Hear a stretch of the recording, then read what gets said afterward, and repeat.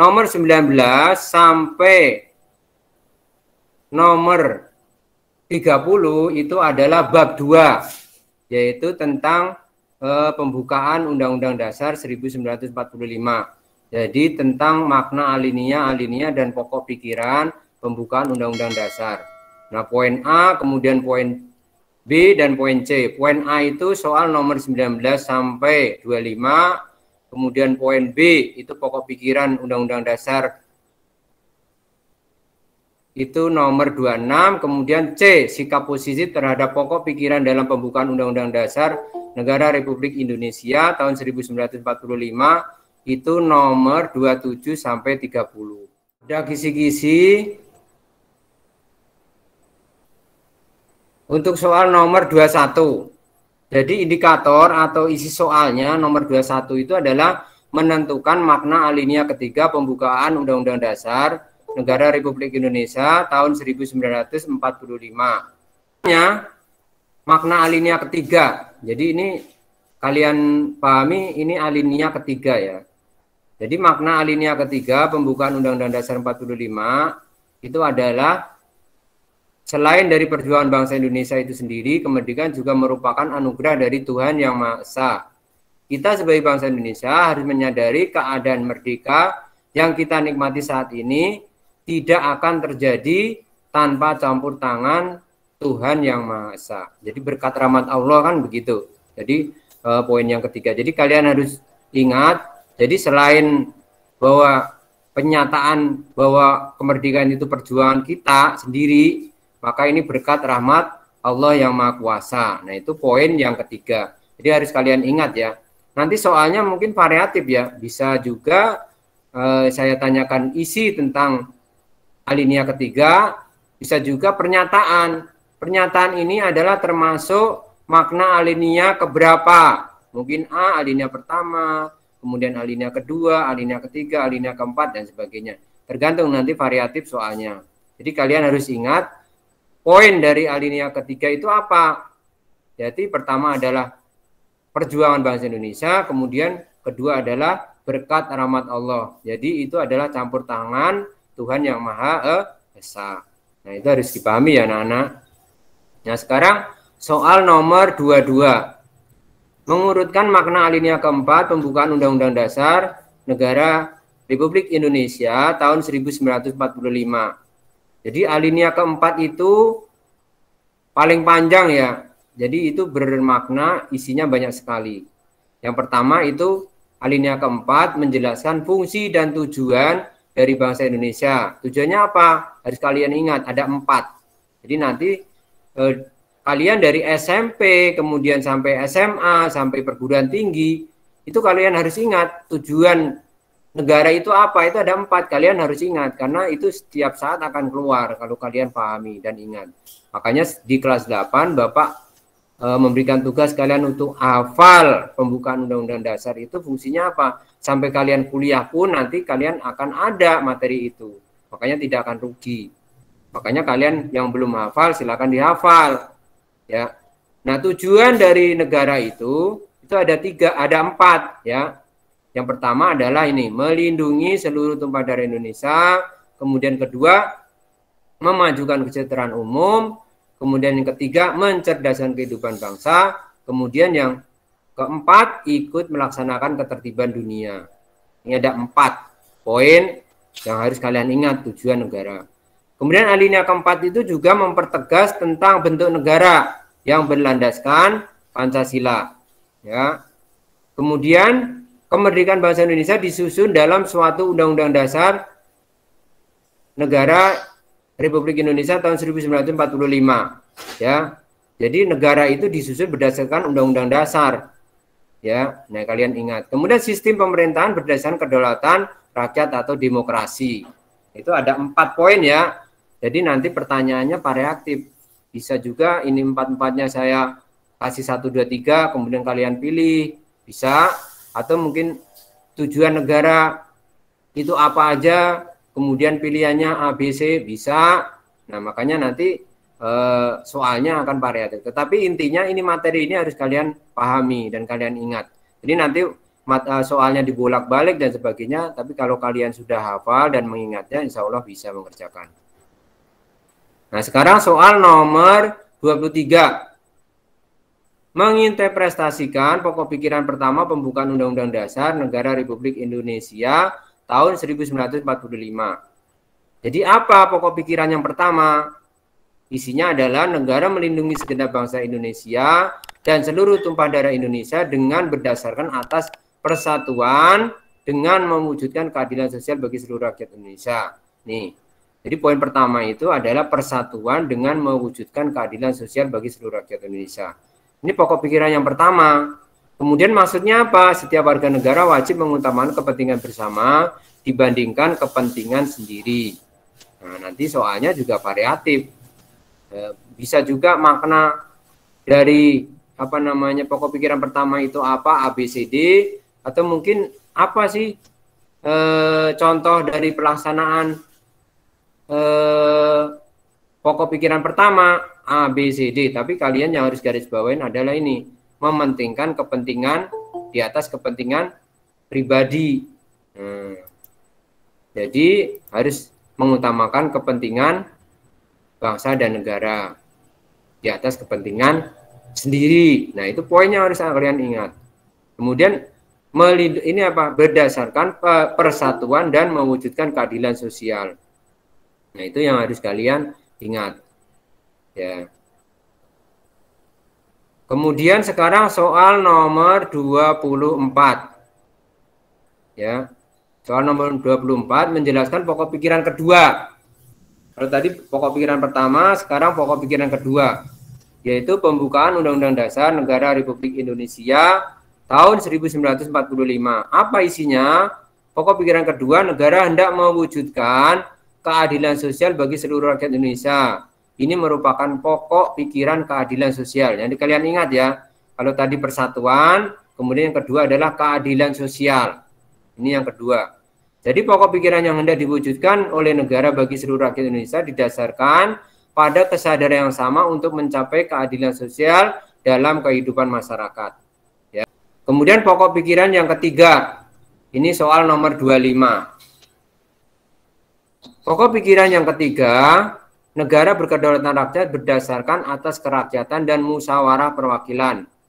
Jadi penjabaran nilai Pancasila yang terkandung dalam pokok pikiran ketiga adalah melindungi segenap bangsa Indonesia dan seluruh tumpah darah Indonesia yang berdasarkan atas persatuan. Jadi ini adalah musyawarah atas kerakyatan dan permusyawaratan perwakilan. Ya, tadi persatuan, keadilan sosial, dan ini musyawarah. Ini poin yang ketiga. Nah, ini harus kalian ingat. Ya. Kemudian sila Pancasila berkaitan pokok pikiran keempat. Ya, ini kalau kalian ingat. Jadi pokok pikiran yang keempat itu adalah ketuhanan yang Maha Esa berdasarkan kemanusiaan yang adil dan beradab. Jadi kalau tadi persatuan, kemudian keadilan, kemudian yang ketiga itu adalah musyawarah, kemudian yang keempat itu ketuhanan yang Maha Esa. Nah, itu harus kalian ingat. Jadi poinnya di situ.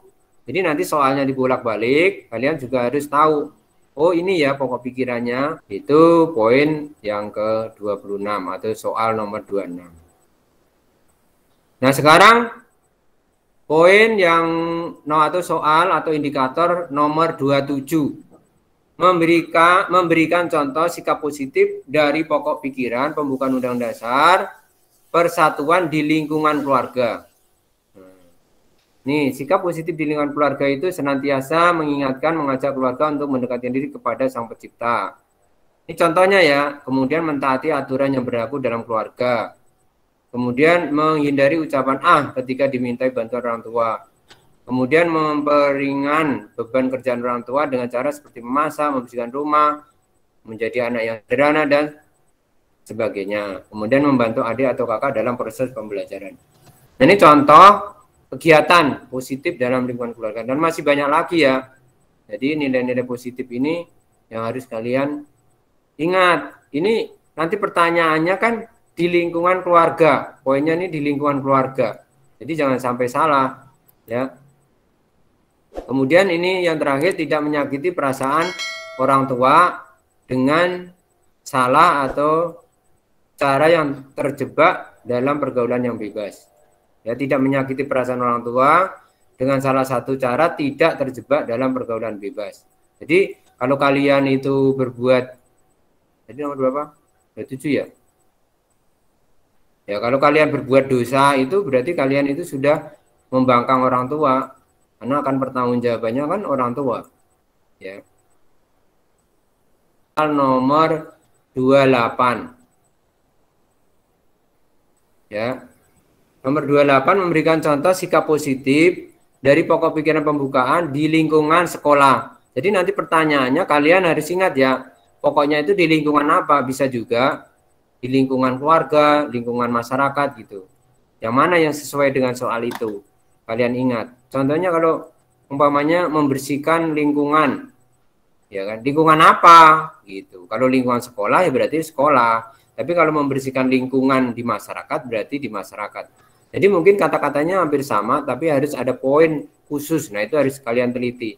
Karena PPKN itu adalah harus membaca berkali-kali dengan seksama. Karena kalau sepintas dan membacanya kilat dan tidak dipahami, mungkin kalian terjebak dengan jawaban yang hampir sama. Dan tidak ada jawaban yang salah sebenarnya.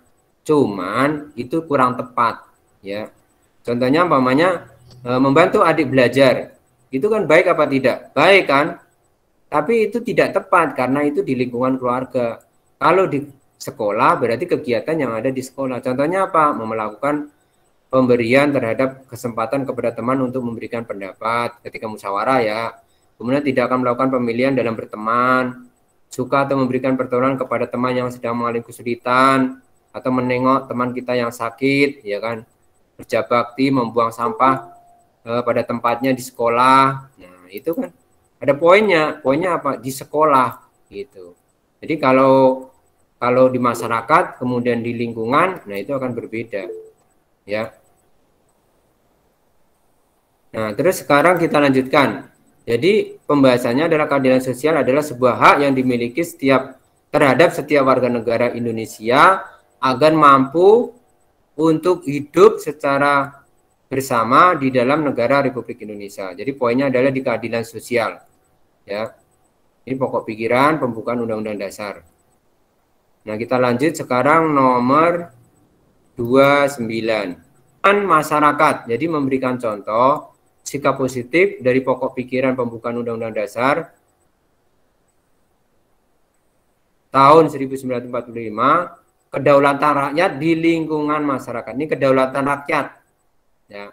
Di lingkungan masyarakat itu apa? Ini kan ada poinnya ya. Kedaulatan rakyat. Walaupun di masyarakat ada, tapi belum tentu sesuai dengan itu. Nah, contohnya ini apa? Berpartisipasi dalam pemilihan umum, mengikuti kegiatan yang ada di sekitar masyarakat, selalu memilih sebuah konsekuen dalam bermusyawarah untuk mencapai mufakat. Ini berkenaan dengan kedaulatan musyawarah. Tapi kalau kerja bakti itu kegiatan di masyarakat bukan? Coba kalau kerja bakti itu termasuk kegiatan di masyarakat atau bukan? Iya, Pak. Ya, tapi salah apa betul kalau berkenaan dengan soal ini? Betul. Salah. Karena ini di kedaulatan rakyat yang harus kalian garis bawain ya. Ini ada tulisan kedaulatan rakyat.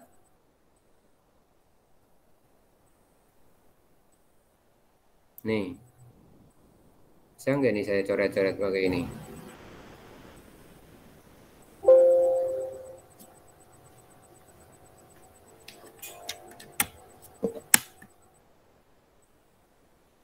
Nih, ya, ini poinnya kedaulatan rakyat. Kelihatan nggak tulisan Bapak nih, kedaulatan rakyat?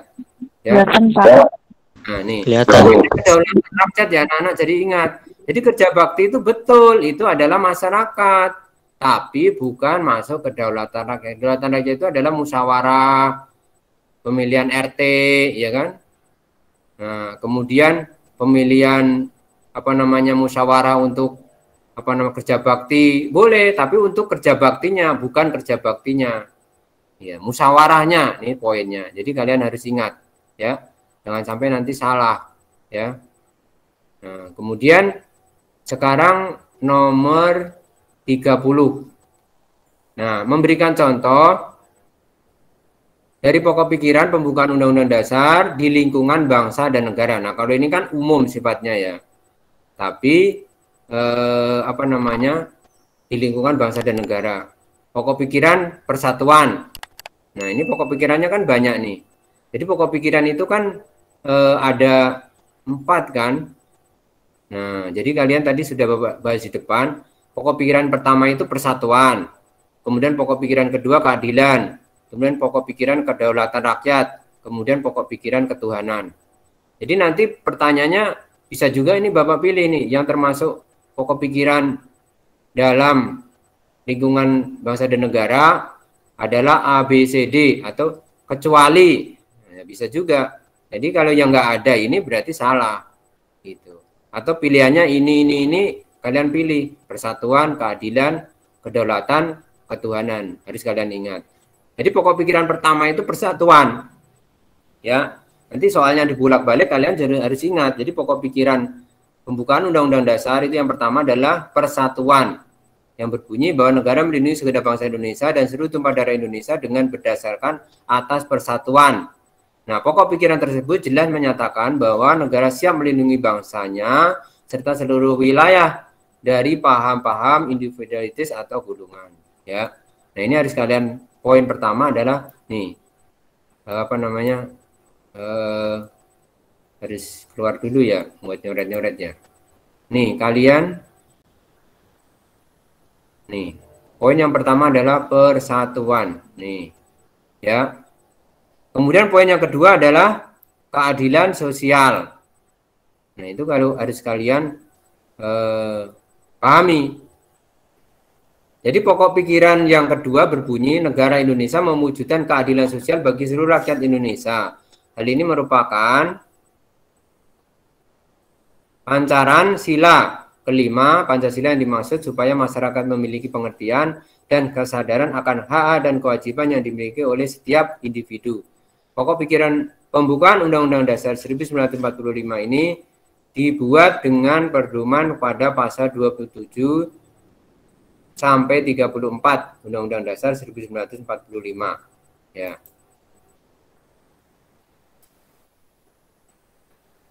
Bisa ya. Kemudian ini yang ketiga ini adalah kedaulatan rakyat.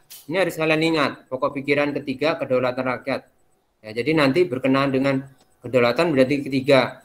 Jadi nanti kalau pertanyaannya pokok pikiran ketiga adalah A, B, C, D ya, kalau bukan kedaulatan berarti salah ya. Jadi jangan terkecoh hanya apa namanya tentang pokok pikiran aja. Pokok pikiran yang dimaksud pokok pikiran keberapa gitu. Nah, kalau pokok yang ketiga adalah tentang kedaulatan. Atau bisa juga nanti soalnya yang termasuk contoh kegiatan sesuai dengan pokok pikiran ketiga adalah apa? Ya berarti tadi soal yang di atas tadi kan. Seperti musyawarah, kemudian pemilihan umum. Nah, itu karena berkenaan dengan kedaulatan atau demokrasi. Nah, ini harus kalian pahami. Jadi sila keempat. Jadi pokok pikiran ketiga ini berdasarkan pada sila keempat kedaulatan rakyat sebagaimana negara yang menerapkan sistem demokrasi dan musyawarah mufakat. Maka diharapkan kedaulatan rakyat dan musyawarah perwakilan dapat berjalan di Indonesia dengan lancar sesuai dengan kaidah kedaulatan rakyat, yaitu kedaulatan dipegang oleh rakyat dan dilaksanakan menurut undang-undang. Pokok pikiran ini diciptakan atas dasar pasal 1 ayat 2 dan 3 dan pasal 27 Undang-Undang Dasar 1945. Nih, kalian ingat. Kemudian pokok pikiran keempat itu ketuhanan. Yang kalian ingat ya. Jadi pokok pikiran keempat merupakan pancaran dari sila pertama sekaligus kedua dari Pancasila. Pokok pikiran ini berbunyi negara berdasarkan atas ketuhanan yang maha esa menurut dasar kemanusiaan yang adil dan beradab. Jadi secara singkat pokok pikiran ini menegaskan kepada pemerintah dan perangkat hukum lainnya untuk tetap menerapkan budi pekerti kemanusiaan yang adil, yang baik dan ketakwaan kepada Tuhan. Ya. Jadi diharapkan apa namanya pokok pikiran keempat ini ada dua sila, sila pertama dan sila kedua. Ini pokok pikirannya. Paham ya sampai sini ya untuk soal nomor 30. Kemudian kita lanjut soal nomor 31. Jadi kalau soal 31 kita sudah masuk ke bab ketiga. Ya. Yang ketiga ini nomor 31 sampai dengan 40 itu adalah bab ketiga, yaitu prinsip-prinsip kedaulatan sesuai dengan Undang-Undang Dasar Negara Republik Indonesia tahun 1945. Ada 3 poin. Ya. Poin A, B, dan C. Poin A, hakikat dan teori kedaulatan. Kemudian poin B, itu bentuk dan prinsip kedaulatan negara Republik Indonesia. Kemudian C, itu poinnya adalah melaksanakan prinsip kedaulatan sesuai dengan Undang-Undang Negara Republik Indonesia tahun 1945. Poin A itu hakikat dan teori kedaulatan. Itu nomor 31 sampai 35. Jadi 5 nomor. Karena kita kemarin kan banyak ya. Kita bahas tentang kedaulatan, memang sengaja saya kasih soal yang banyak. Kemudian B itu cuma 2 nomor. Ya, bentuk dan prinsip kedaulatan negara Indonesia itu hanya 2 nomor, 36 dan 37. Kemudian C, melaksanakan prinsip-prinsip kedaulatan sesuai dengan Undang-Undang Dasar Negara Republik Indonesia tahun 1945. Nah, ini nomor 38, 39, dan 40. Jadi cuma 3 soal. Nomor 31 atau apa ya? Indikator soal nomor 31, yaitu menyebutkan pengertian kedaulatan. Ya, kalian harus ingat ya, karena kemarin waktu presentasi sudah sering disampaikan ya. Pengertian kedaulatan, kalian harus ingat, berkedaulat artinya mempunyai kekuasaan tertinggi atas suatu pemerintah, negara atau daerah. Jadi menurut KBBI ya, Kamus Bahasa Indonesia. Jadi kedaulatan itu adalah kekuasaan tertinggi atas pemerintah, negara, daerah, dan sebagainya. Jadi kekuasaan tertinggi itu adalah kedaulatan. Nah, kalian nanti soalnya bagaimana? Nah, mungkin soalnya variatif ya, tergantung kalian. Makanya kalian pahami dulu pengertian kedaulatan, insya Allah nanti bisa menjawab. Kemudian soal nomor 32. Ya, menentukan arti sifat asli dari kedaulatan. Ini sifat kedaulatan kan ada 4 ya. Ini sudah Bapak poin ini asli, ya kan, cuma 1. Berarti kalian harus pahami ini ya asli, berarti tidak bersumber pada kekuasaan yang lebih tinggi. Sebenarnya 1 aja kalian ingat asli aja nggak apa-apa, tapi nanti takutnya variatif soalnya ya. Jadi kalian bingung, makanya kalian juga harus pahami sifat kedaulatan yang lain seperti permanen, bulat, tak terbatas, dan sebagainya. Ya, 2. Kemudian nomor 33. Menyimpulkan makna bentuk kedaulatan keluar. Jadi kedaulatan itu kan ada 2, ada kedaulatan ke dalam, ada kedaulatan keluar. Nah, ini cuman Bapak kasih spesifik lagi, maksudnya biar kalian juga belajarnya itu fokus gitu. Sebenarnya kan harus ada 2 kalian hafal, antara ke dalam dan keluar. Nah, tapi ini 1 aja, keluar, biar kalian ingat gitu. Itu apa? Negara berhak mengadakan hubungan kerjasama dengan negara lain guna kepentingan bangsa dan negara. Contohnya apa? Nih, misalnya mengikuti ASEAN, PBB, dan lain-lain. Ya, kerjasama dengan bangsa lain. Itu namanya keluar. Dan nanti soalnya bagaimana? Nanti akan variatif. Jadi kalian ingat. Ya. Kemudian keempat, 34. Menentukan tokoh-tokoh penganut teori kedaulatan. Nah, ini kalian ingat nih tokoh-tokohnya banyak banget. Ya. Teori kedaulatan dibagi ada nih. Jadi teori-teori kedaulatan ada 4 ini. Kalian ingat nih tokohnya nih. Kayak ini dulu ya, coret nih. Nih, yang pertama ini teori kedaulatan Tuhan. Agustinus. Ya kan? Thomas. Kemudian Marsilius. Nah, ini kalian ingat nih tokoh-tokoh ini. Jadi nanti di soal itu akan berkenaan dengan tokoh-tokoh.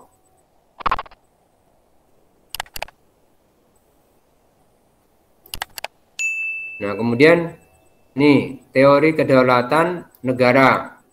Tokoh-tokohnya siapa nih? Nah, Jean Bourdain, George. Nah, kemudian ini ada Cuman ada 1, 2, 3, 4, 5. Cuman 5 ya tokoh ini, kalian ingat. Ya. Oh, ini di bawah juga ada nih. Ya. Nih, jadi ada 6. Ya, ada 6. 7. Nah, paling bawah. Kemudian sekarang nomor selanjutnya adalah menentukan dasar hukum kedaulatan yang dianut bahasa Indonesia. Jadi kedaulatan hukum ya, dasar hukum untuk kedaulatan hukum itu adalah pasal 27 ayat 1. Nah, itu harus kalian ingat ya.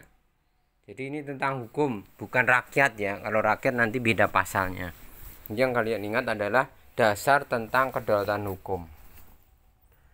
Kemudian kita selanjutnya adalah nomor 36, menyampaikan prinsip-prinsip kedaulatan negara Republik Indonesia.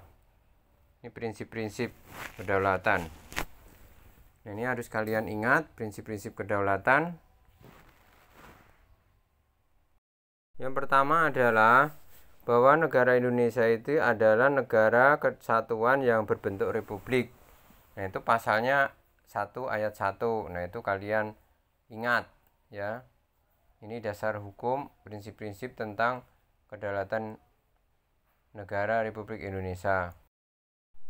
Terus selanjutnya adalah kedaulatan berada di tangan rakyat dan dilaksanakan dengan undang-undang. Ini pasalnya kalian ingat.